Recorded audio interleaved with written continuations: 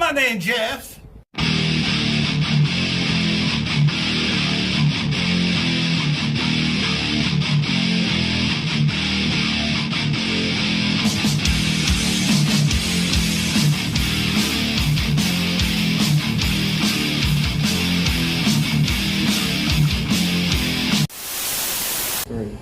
Hey kiddies, Uncle Jay and Uncle Jeff here. We're having a few beers over at Uncle Jeff's bar. And he decided that today he's going to show off some of his shirt collection and maybe, if you're lucky, some of his CD collection. Who knows? Who knows what could happen tonight? Anything is possible. Anything is possible. So, this is no longer my show. This is Jeff's Metal Shirt Collectors, Uncle Jeff. All right. So take it away, Uncle Jeff. Okay, so earlier last week, me and Uncle Jay were talking about after he did his Pantera shirt collection, talking to me about showing off some of my shirt collections as far as it pertains to Pantera. And that evolved into just showing off what I'll show you as my Pantera shirts, but also some of my other just random shirts that I pulled, a few extra ones. And it's a beautiful Slayer shirt. So we'll see what we got. I don't know if I have any Slayer or not. I just kind of pulled random shirts to see what we had. So, with that being said, T-shirt numero uno. This I got at a place called Chance Theater in Poughkeepsie, New York. That is, at the moment, not open. But they've had everybody there, from Guns N' Roses to The Police to Megadeth, Slayer, and tons of Show bands. No Mercy Slayer. Yeah. Hell Awaits Slayer. So I got this shirt with the opening act was High on Fire. I'm a big fan of theirs. I didn't pick up this shirt because I didn't know about them at the time until after that show, of course. Now I'm a fan of theirs. But I picked this shirt up. Super Joint Ritual, a lethal dose of American hatred. And that is the Fruit of the Loom shirt, by the way. Was that their second album? That was their second album, right? Yes. Yeah, I like that one. I like that one better than the first album. Even though every single song starts out with 1, 2, 3, 4. Yeah, definitely a lot more hardcore. And you know, I liked Super Joint, especially when 3 was in the band. Hank 3, probably one of my. You know, I do like country, but I'm more of that old school Hank Jr., George Jones, Waylon Jennings type of guy. So Hank 3 is a throwback to that, but with more drugs, drinking, and profanity. I have a DVD of theirs where they're performing at CBGB. Yep. A buddy of mine that went to the show, he bought that CD there too. Oh, shit. Yep. And I spent the last of my money buying it. I was like, either a shirt or the DVD. I chose the shirt because I spent the rest of the money at the bar. Yeah. Now, this next one I got on at night 2 of their performance at the Garden during their reunion tour. And that's Kiss, with all 4 original band members in full makeup, performing all their old stuff. Not like I Was Made for Loving You, that disco song that they put out. That song they did not perform, because I remember some people in the crowd next to us were asking. Funny thing is about this show is me and my buddy were online with another guy. What year was that one? 96. Wow. Good lord. And they were like, oh, I wonder, you know, all this stuff about the show, about the tour, what songs, yada, yada, yada. So it was 1 or 2 people ahead of us online when they called and said, show sold out, no more tickets. And then the person at Ticketmaster, this was back in the day, as some of you my age, I'm 51, some of you my age, maybe a little younger, but definitely older, remember standing online for tickets at Ticketmaster or whatever. And they're like, hold on, another show may open up. It's Kiss. It's not like some random jabroni band. 10 minutes later, they announced it. So we were, I don't know, 2 people ahead of us, rather. They got their tickets. We had our tickets. Second mezzanine up. Perfect view of the entire. Definitely not the worst seats I ever had at a concert. Now this next one I got the 2001 Pledge of Allegiance tour with Slipknot. This show was Slipknot, System of a Down, and Rammstein. There was another band there, no one, I think is the name of the band, but never heard of them since. But the cool thing about this show was that if you bought the CD that just recently came out of Rammstein, their album Mutter, it was, you could take it, go downstairs at the, I don't know what it was called then. Could have been the Pepsi Arena, it could have been the Knickerbocker, it could have been the MVP Arena, I don't remember what it was called then. But that was in Albany, New York. So you took your CD down, and you got to meet the band members from Rammstein, and that was awesome. 2001, it was called the Pepsi Arena because that's when I saw Tool. Oh, nice. Okay. So, yeah, the Pepsi Arena. A great place in Albany. If you're ever in Albany, New York to see a show, it's a great place to see a show. And they have other things that go on there because it's, a couple different bars and everything like that. Now, this next one I bought, I remember where the hell I bought it. It was probably at, Hot Topic or something. I can't remember. It's been so long. But this Immortal. I think you might have gotten that at Rock Fantasy. I could have. I think it's funny that you're showing this shirt off as this song comes on, exactly. And this was some people who know me know I like black metal. I haven't been into it for, since the 90s like a lot of people. But when I really got into it, Immortal was one of those bands that really captured my imagination, captured my love for that genre. You listen to Immortal no matter what type of year it is, and it's instantly cold. I remember I was driving through a blizzard to go to my sister's house over in Grahamsville. Yeah. And there was just snow everywhere, and I felt like the only way I'm going to survive this is to put on Sons of Northern Darkness, and it guided me through. It was a really amazing experience. That's really the best time to listen to, at least especially here in the Northeast. Wintertime, it's cold. It's like December, January. It's nighttime. It's clear skies. You can see the moon. You can see the stars. And you put on Immortal. You put on Dark Throne. You put on any of the other. And the fall is Cradle Filth and Dimmu Borgir. Yeah. The wintertime is straight up Immortal. For me, the fall albums, the more the Viking metal, I think Adventure, the beer, the Germans, even though those bands aren't German, but the exploration of it all. Now, this next shirt I bought when I saw them, I don't remember what year, but it was for this tour, I believe, and this was also at the Chance Theater. I might have been there the same day. And this is one of my favorite hardcore bands, Hatebreed. Love Hatebreed, love Jamie Jasta.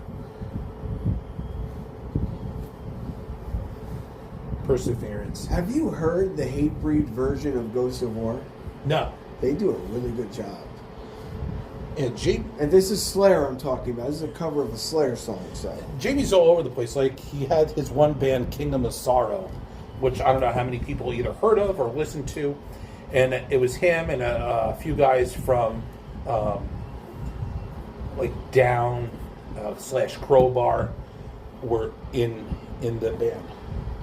Now this next band, Swedish band, one of the big bands from that area of the world. I got this shirt when I saw them in New York City at, I can't remember the name of the building, but I remember it had 3 levels. And I do remember a group of us went down and one guy got really obnoxiously drunk. And we're just like, how about Fungul? Was it that number 9 place? Yeah, something 9. I saw Death Grips and Ministry there. Terminal 9. Yeah, that's Terminal it. 9. And it was Gorgira, another band who I can't remember now, and In Flames. And I got this at that show. I've been lucky enough to see them twice. I wish I could see them more. really into this band. One of the last times MTV was actually good, they did a special about music from Europe, what was getting big in Europe, what was coming over to the United States. And they said this band is going to be one of those bands. And they were showing them playing, not a concert at the moment, it was like them off to the side kind of warming up for a show for one of the European festivals. Still, one of my biggest gripes about the United States of America is our lack of huge touring festivals like they used to have. I think the only one is like Gathering of the Juggalos. Yeah, and now it would. I'm not going to just Chicago anymore just to see what used to be a good tour, a good show, a good touring show like Lollapalooza. I'm not doing that anymore because most of the bands Lollapalooza does sucks. I heard that Ozfest is coming back. I would hope so, but hopefully they give us some. That's one huge pet peeve of mine. It's like, hey, these tickets go on sale Friday, and it's Wednesday, and I just hear about it. I don't want to see that fucking shirt. Put that shirt somewhere else. So that's like literally the last of my holy grail that I'm looking for. So he's going to close his eyes while I show this one off. Fucking Winterland too, and it's an XL. Yep. I might take this home. That's literally the last one that I need for my holy grail. So I got this when I saw them. I knew it was a bad idea to do this. In Albany, once again. You know what? Do me a favor. Give me the rest of my fucking beer. There. Here we go. Oh, I fucking hate him. I used up the other one already? Yeah. This is the last one. And I can't remember because I saw them twice during this tour. And this might... I can't remember who was the opening act the first time. The second act I do remember because we went to Hooters. And I think I got food poisoning and still made it through the fucking show. But it's the Antichrist Superstar. Because the other one I have, which I cannot find, I'm sure my fucking mom threw it out 20 years ago, was American by Birth, Antichrist by Choice. I have that one. And that's literally the last and final one that I've been looking for. And they're literally like $400 on eBay. So it's like... This next shirt is probably one of the greatest shirts I ever received. And it's a great shirt. Or I don't know how else to put it. Anybody have this shirt? Who else has this shirt? We've got your back. Yep. I saw this, I'm like, I'm bringing this one out. Remember that? I was so sick and tired of buying half a shirt, paying full price for half a shirt, that when I came up with the idea of those, I wanted to make sure that shirt had your back. So now, the next group of shirts I have are all my...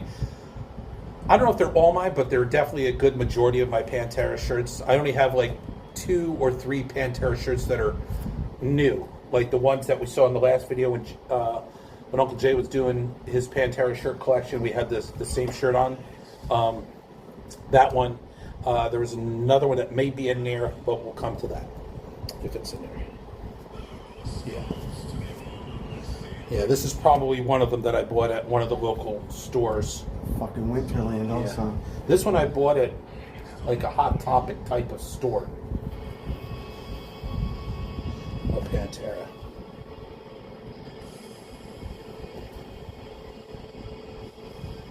So I got that one. And that's Winterland right there, just like that Marilyn Manson shirt. So now the one thing a lot of people, I don't know what people do with some of their shirts if they want, like say you have this shirt and you don't know what to do with it because you can't fit into it anymore. Or you don't want to wear it anymore because it's just so overworn. I have a Pantera shirt that I can't show just because I don't have it anymore. No clue what happened to it, but it was from the Great Southern Trendkill tour. And it was so worn.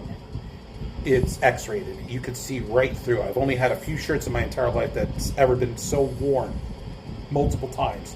That, and I had a New York Giants Big Blue Wrecking Crew shirt back in the 80s that just wore right through it. Now this next one, I hope gets past YouTube censors. Pogo had that one. This one I got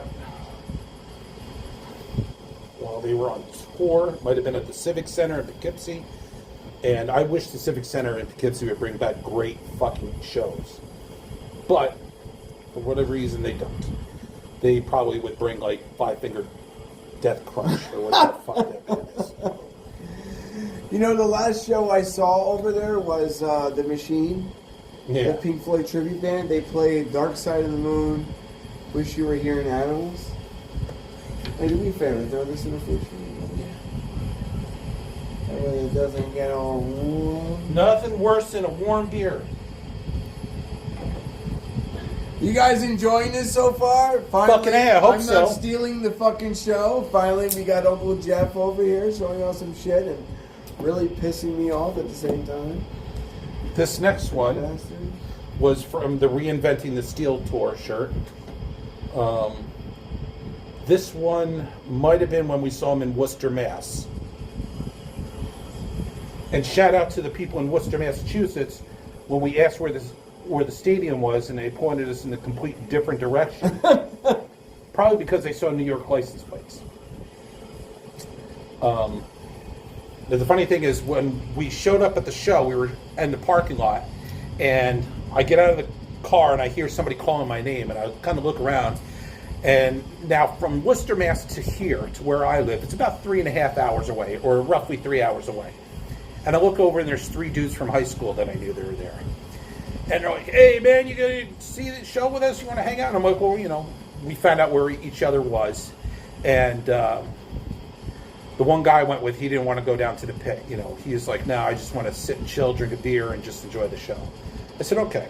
So we go down there, we saw him after the show, and they're like, hey, do you want to come with us to our hotel room? We're going to fucking party and shit. And I looked at my buddy. I'm like, hey, dude, we could just go to their place and party and hang out, spend the night. No, I want to go home. I'm like, fuck. I'm like, all right. But I'm sure they had a good time. I had a good time anyway because we saw fucking They Pantera. probably smoke crack and shit like that. Fuck, man, you missed a good time. I think this is the show that I can't remember if it's Reinventing the Steel or the Great Southern Trendkill tour, where of all opening acts was the Mighty fucking Slayer. I think that was Trendkill. Now this next one doesn't have a huge back to it, just has their name on it. But from another tour shirt. Vendetta. Yep. So, love this shirt. Uncle Jeff has a lot of shirts. I didn't think he had this many. And he still I has forgot more. I had this many. He still has more. Oh, but I think I was saying before that if you have a shirt you don't know what to do with just because it's too valuable and you don't want to wear it and get it ruined or whatever the case may be, you can't fit into it. Your kids don't like metal, you know, it happens. So I went to Walmart and I bought these vacuum bags, and I shove all the shirts that I can't fit into anymore, or they're really old and I don't want to ruin them and wear them out more for whatever reason. I put them in there, sucks all the air out, and now you can put them in your basement, you can put them in your attic, well maybe not in your attic, but at least in your basement. It saves up, you know, you can have a stack this high, take the air out, now that this high, and it saves a ton of room. This shirt, I actually have a vacuum seal bag yeah. for it. I mean, it's literally big enough for one shirt. No. If you need any space at all for that Marilyn Manson shirt, you know what I'm saying? I think I'll figure out a way around that one. Okay. This next shirt I bought probably Just fucking throw that out there. a week or two online, probably on eBay, after probably one of the worst days of my life. I was sent home from work the day that this happened. I was distraught, beyond distraught. The fact that I threw stuff across the office of my coworker. Still one of the saddest days of my entire life. And that was the day that our brother, everybody's metal brother, died. Was taken from us way too early. Died. I can only hope that whatever money this person made, he took some of the proceeds and donated it to charity, to victims of gun violence, or to, I don't even care if they donated it to the club that him and his brother Vinny owned in Texas. I saw a real sad video about that. Like, somebody went over to the club and it's just a vacant lot. I called their club a couple days afterwards and had just asked one of the ladies that worked there if they were taking donations for flowers or cards or whatever, and they said, oh yeah, we are, but good luck with us trying to basically find room for anything, because they just got inundated with with flowers and everything. Sure. I mean, this was fucking Dimebag Darrell. I mean, probably one of the most beloved men in all of metal history. Yeah, not even just metal, just life music in general. Yeah. I mean, at least for my generation, you know, being the fact that I had a kid in high school wear the Vulgar Display of Power shirt to something that we were doing my senior year of high school, and that's why Pantera is such a big part of my life, is because my senior year of high school is when I first found out, and I graduated in '92, and a kid showed up. He wore the Pantera shirt, and most kids at that time didn't know who Pantera was. I think Vulgar might have just been released. I think he might have seen him in concert at that point. I really don't remember, so long ago. But I remember we would go to parties and we would go back in the woods, just back when, I don't know how parties, you know, for everybody else went. Everybody would get who had a pickup truck, get your pickup truck. They would go far back in the woods with a keg of beer, a couple kegs of beer, and we would play, because where we had such a wide variety of musical taste. So it was, for us, you would hear Pantera, you would hear Deicide, you would hear Garth Brooks, all within the same 4 hours of the night. It was very eclectic. Yeah.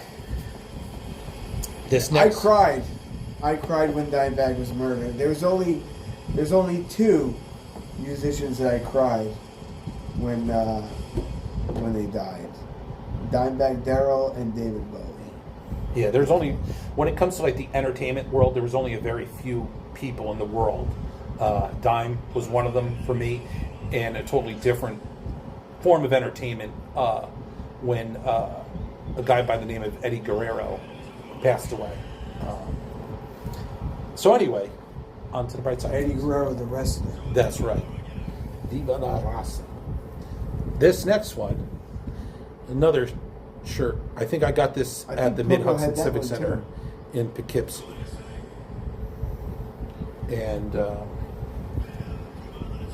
this is the tour on the back.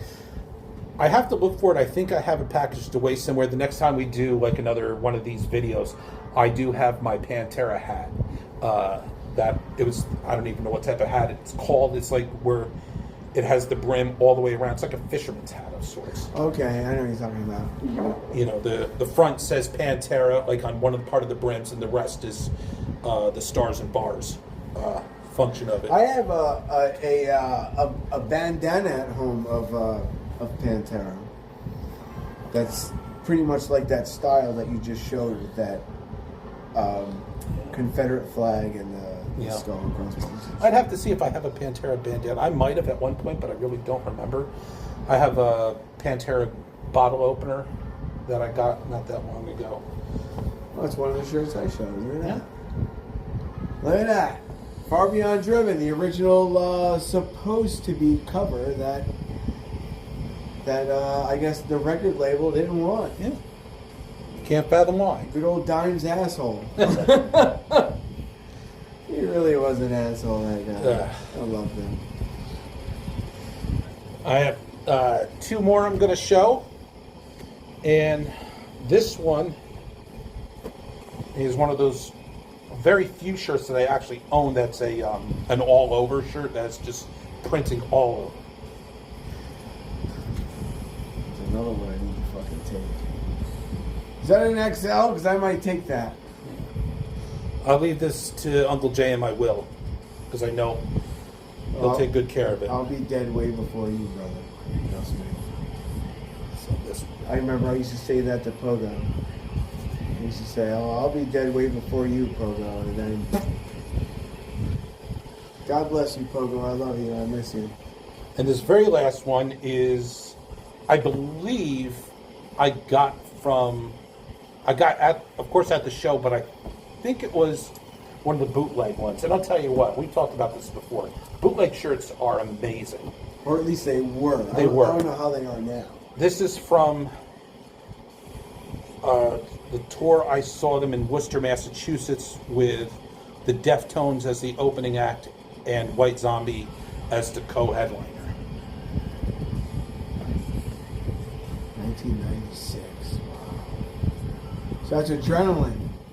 That's when Deftones had Adrenaline. Yep. White Yeah. Zombie had Astro Creep, and Pantera had just come out with Great Southern Trendkill. This was one of my all-time favorite tours that I ever got to go to. Thank God I didn't have to drive because it was a 3-hour drive. And it worked out also that the guy who drove us gets car sick very easily, so he had to drive, so there was that. But that concludes a good portion of my shirts. Next time we do one of these t-shirt videos, I'll bring some over. Hopefully I'll maybe purchase a few more by that time. Where the hell's the Pantera shirt that you were wearing last week? That was one we talked about earlier. That I think it's actually in the washer. You lost it already? I lost it. My mom threw it out. No, my mommy doesn't throw shit out anymore for me. My wife does. She throws shit out. 26-minute long video so Yeah. far. So let's look at a couple of his CDs, and then the next time we come over and we do another show, we'll look at some more. So we'll take this and check out some of his CDs real quick. So we'll be right back after these messages. A word from our sponsors. And these are my CDs.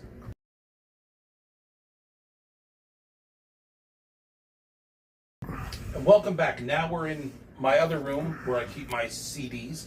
Not all of them. I do have a couple cases downstairs, but those are mainly like some older CDs that I really don't listen to, kind of grew out of, what have you. So I'm just going to show you like some random CDs that I have in my collection, like 8 or so of them. And if there's any backstories I might have to them. So this CD is one of the first 2 metal CDs I actually owned on my own. This is State of Euphoria. No, it's not. It's called Among the Living.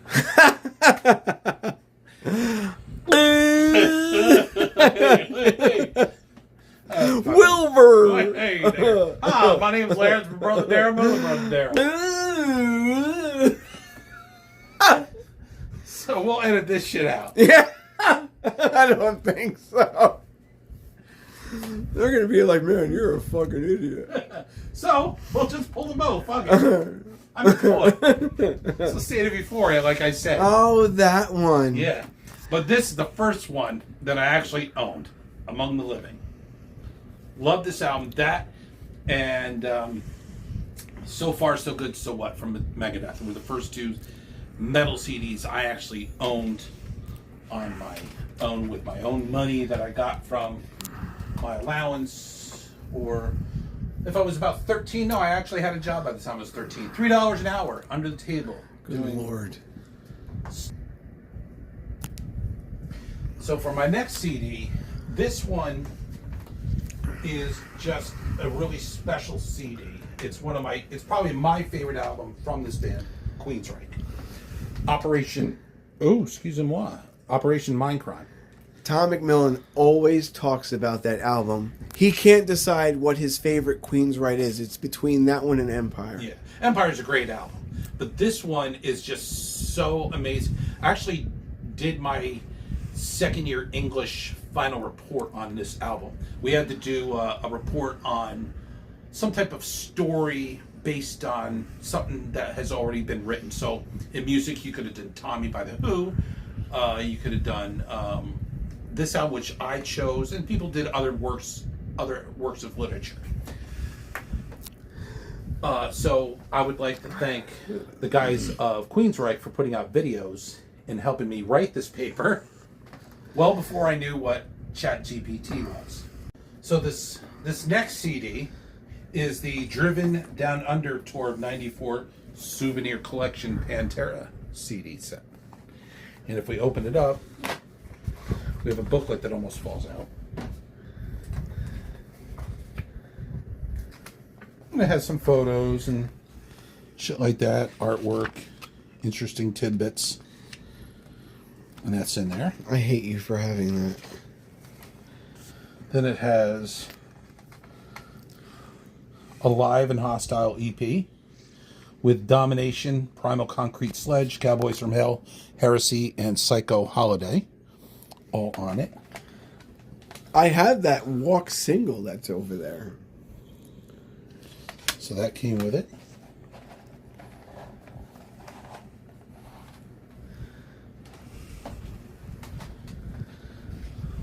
This Walk single. I have the Japanese version of that, the Japanese import. And then it also came with this. Far Beyond Driven, the original album cover. Yep. Yes. The uncensored. And it also has the bonus track of The Badge. The Badge. That was on the Crow soundtrack. Yep. I can't remember if it was the Crow, the first or the second Crow. This is the first one. Okay. And one of the few times the movie and the soundtrack were both fucking amazing. So maybe with that in mind, the next one will be a soundtrack album. I think that's what we're going to do. You know what? We could put those together because I have a bunch of soundtracks. So going back to the soundtrack that we just talked about, one of my all-time favorite soundtracks, bar none, any genre, whatever, the Singles soundtrack. This, I'll never forget the day I saw this movie. I got into a car accident after it was all said and done. We went to the movies and saw the movie anyway. And it has Alice in Chains on here, Chris Cornell by himself. A lot of grunge, right? Oh yeah. Mother Love Bone, Soundgarden, Jimi Hendrix, Screaming Trees. Such a phenomenal soundtrack, and I love this freaking movie.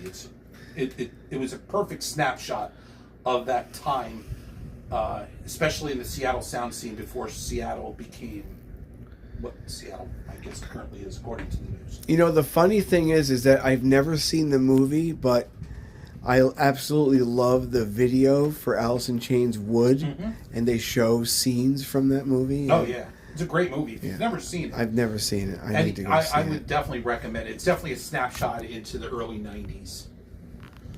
And you know, from somebody like me, that that early '90s. I'm a graduate of '92 from high school, so that whole era for me was very instrumental in what I love and listen to. From early parts of junior high to, right through my senior year. My senior early 91, when we started my 12th grade up through 92, some of the greatest music in the world. So if you're like, what were the albums that came out for me? You would look at basically September of 91 through early June of 92. And it had so many albums. And I think the next album I'm gonna show you is an album that came out during that time. And welcome back. Now we're in my other room where I keep my CDs. Not all of them. I do have a couple cases downstairs, but those are mainly like some older CDs that I really don't listen to, kind of grew out of what have you. So I'm just gonna show you like some random CDs that I have in my collection, like 8 or so of them. And if there's any backstories I might have to them. So for the first one, let's see here. This, if I have it here.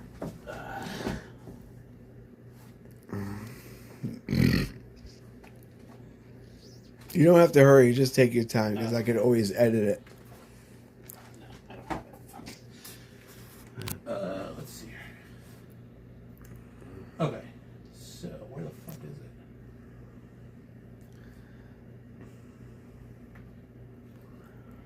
it? Yeah. Okay. So this CD is one of the first 2 metal CDs I actually owned on my own. This is State of Euphoria. No, it's not. It's called Among the Living.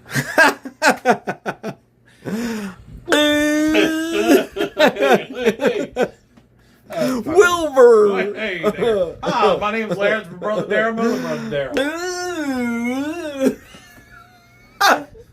So we'll edit this shit out. Yeah. I don't think so. They're going to be like, man, you're a fucking idiot. So we'll just pull them both. Fuck it. I'm cool. It's the State of Euphoria, like I said. Oh, that one. Yeah. But this is the first one that I actually owned, Among the Living. Love this album. That and So Far So Good So What from Megadeth were the first 2 metal CDs I actually owned on my own with my own money that I got from my allowance, or if I was about 13. No, I actually had a job by the time I was 13. $3 an hour under the table. Good Lord. So for my next CD, this one is just a really special CD. It's probably my favorite album from this band, Queensryche. Operation Mindcrime. Tom McMillan always talks about that album. He can't decide what his favorite Queensryche is. It's between that one and Empire. Yeah, Empire's a great album, but this one is just so amazing. I actually did my second year English final report on this album. We had to do a report on some type of story based on something that has already been written. So in music, you could have done Tommy by The Who. You could have done this album, which I chose, and people did other works of literature. So I would like to thank the guys of Queensryche for putting out videos and helping me write this paper well before I knew what ChatGPT was.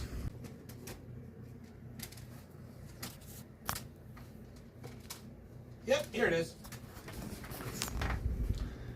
Ah! 69. Now we're 69, fucking talking. 69. Love this fucking album. And I saw them So fucking. at Lollapalooza Shut up. when they were Oh, I doing hate this. him for this shit. And that's what sucks. I'm going to get on my high horse for a fucking minute. Lollapalooza used to be fucking amazing. I went and saw the first 2. I skipped the third one. I think I saw the fourth one. And I remember and then I saw one with Metallica and Soundgarden. That was actually pretty good. That was 'cause I 96. stoked to see the Ramones. Fucking bastard. And now they had fucking all these, I don't know what the fuck bands are. I don't fucking know. Get on my high horse about it. Okay, so the last CD I have, all this is for metal. It's not a metal CD. I'm a very eclectic listener of music. So I'm going to throw in something different. This, I kind of go back and forth with who's my top, he'll always be in my top 3. But who is number 1, 2, and 3? So, easily for me, in my top 3 of all time rappers, Rakim. From Eric B. and Rakim. Fucking Rakim. For me, it's Rakim, KRS-One, and probably Chuck D. And, and then, and this is like a greatest hit. So the first side is him with Eric B. and Rakim, and then the second side is some solo stuff. But Microphone Fiend, Don't Sweat the Technique, I think is on here. Yeah. Follow the Leader, Lyrics of Fury. Oh, it's a Korn song? It's a Korn album? Follow the Leader? Yeah, he inspired it. Oh, okay. So, rock him. That dude is fucking awesome. So I have 2 more CDs. Now these CDs I just got. I couldn't go. Uncle Jay picked them up for me on his trip to Port Jervis. And so I already have this CD. But, as you can see in this case right here, This is all CDs that I have that are not in cases. The cases were at my mom's house and stepfather's house, and then when the garage caught on fire, the cases went with them. So, oh, and below that were all cassettes. Maybe we'll do that another day. I'll show you my cassettes another day. So we got this one. This is a replacement for that 1988's masterpiece, South of Heaven. Love this album, and that's gonna go right over there. With the other Slayers. Where is it? There it is. And the last album that we got is Mayhem's. I guess it's the debut, or would that be Death Crush? Would technically be. I even think though it was a long I period think of this time. is the debut album because Death Crush is a EP. Oh, okay. So, De Mysterious Don Satanis, with songs like Funeral Fog and Freezing Moon. I love the live version of Freezing Moon at what's it called? Vakken? And Vakken, yeah. With fucking Maniac Yeah. doing that shit. That's when we cut his arm. Yeah, it was I love that shit. It was so chilling. It was great to hear. One of He actually had that one knife that he had. Yeah. He went to throw it on the stage and stick it in the stage. Yeah. But it bounced up and it hit his hand. Oh, And they were trying to get him to go see the paramedics. he's hardcore. He's like, fuck. And he was like, fuck that shit. Just start the fucking show. And they just started going. Nice. Yeah. Now I never heard of Mayhem or any of these other black metal bands. Honestly, if it wasn't for Sam Dunn, for his documentary about the different versions and things of heavy metal, and then he did one just based on extreme metal. And so that got me in going down the rabbit hole and listening to bands like Mayhem and Immortal and Burzum, and trying to find other bands out there that might have put out a few EPs, like one from Italy called Borders Rope, which was more or less based on a children's nightmare, almost like the Krampus being a German fairy tale, and so was Borders Rope, but out of Italy. So these two are going into my collection, and I can't wait to hear what you guys have coming to your collection and what you're planning on getting, or what you just got. Me and Jay would both love to hear from you and find out what's new. And you know what? Someday we're gonna do a video of some new bands that are either just came out, and another one I love is finding bands that for some reason we never heard of before, and we can't explain why we never heard of them before. And then when you find out, you're like, how the fuck did I never hear of this band before? For me, I'm sorry, I'll probably get some slack for not hearing of this band before, but it is what it is. Charge GBH. Some say it means gross bodily harm. Some say it means like gin. Ghostbusters Something or headquarters. something. I don't know what the fuck it's. In the game, there's actually a GBH and it stands for Ghostbusters headquarters. Nice. So things like that, and I take great joy in finding new bands. So maybe we'll do a video based on that. But until next time, Uncle Jay, Uncle Jeff, fucking keep it metal and enjoy your music. Who the hell drew this picture? Charles Manson in 1968. I think by me putting him down, he got really pissed off. I don't know what he did after that. He mumbled something about Sharon, but I don't know what he was talking about. Maybe he was talking about Ozzy's future wife.